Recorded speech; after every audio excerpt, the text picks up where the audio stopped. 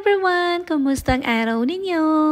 Ang ulam namin ngayon ay halabos na hipon at ginisang munggo. Pagkagising ko pa lang ay inuna ko ng pinalambot ang mga munggo. Mabilis lang naman lutuin ang munggo, ginisa ko lang siya sa bawang, sibuyas at kamatis. At syempre yung pork jerky ko ang ginamit kong pansahog. Sinabay ko na ang pork jerky dun sa mga kamatis. Hinintay ko lang lumambot yung kamatis. And then nilagay ko na rin yung mga munggo. Hinalo-halo ko lang at dinurog-durog ko yung ibang mga munggo para lumapot ang sabaw ng ginisang munggo. So ayan, dinudurog-durog ko lang yung mga munggo, tapos naglagay na rin ako ng water. Medyo dinagdagan ko ng tubig kasi gusto ni husband medyo masabaw. Tapos nagsison na ako ng salt and pepper at naglagay din ako ng konting asukal. Tapos naglagay na rin ako ng 1 tablespoon ng bagoong.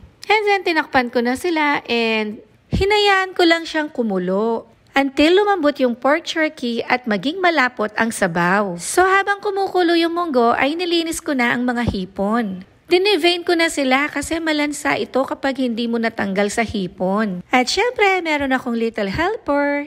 Tapos nagpainit na ako ng mantika and then nilagay ko na yung garlic and ginger. Nung maluto na yung mga garlic nilagay ko na ang mga hipon. Dapat high fire ka dito para hindi ma-overcook yung mga hipon. And then sinison ko lang yung mga hipon ng salt and pepper, sugar, and cayenne pepper. Hinalo-halo ko lang yung mga hipon para hindi ma-overcook yung mga nasa baba and then nag-add ako ng konting tubig. After 7 minutes, luto na yung halabos na hipon. Nagluto rin ako ng special dipping sauce para sa halabos na hipon. Sinutay ko lang yung garlic sa oil and then nung maluluto na yung garlic, nilagay ko na ang butter. So hinintay ko lang mag-melt yung butter.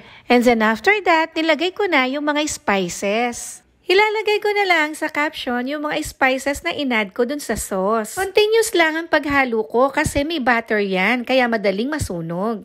And then, nag-add ako ulit ng lemon juice. Nung maluto na yung mga spices, inad ko na ang samjang. Yes, samjang yan, yung ginagamit natin pag nagsasamji tayo. Kung wala naman kayong samjang, pwede rin na yung red chili paste ang ilagay. Basta tikman mo lang and then i-adjust mo na lang according to your panlasa. Tara! At ready na ang aming napakasarap na lunch. Alam niyo po ba na patok ang dipping sauce na yan sa mga anak ko at sa aking asawa? Sikretong malupit ko yan ha, kaya ayan, sinishare ko na sa inyong lahat. Ang dipping sauce na to ay pwede niyo rin gamitin sa inyong seafood boil. Yung mga anak ko talaga namang minimix pa nila yan sa kanilang kanin. Pag may handa dito sa bahay, ay talaga namang laging present ang dish na yan.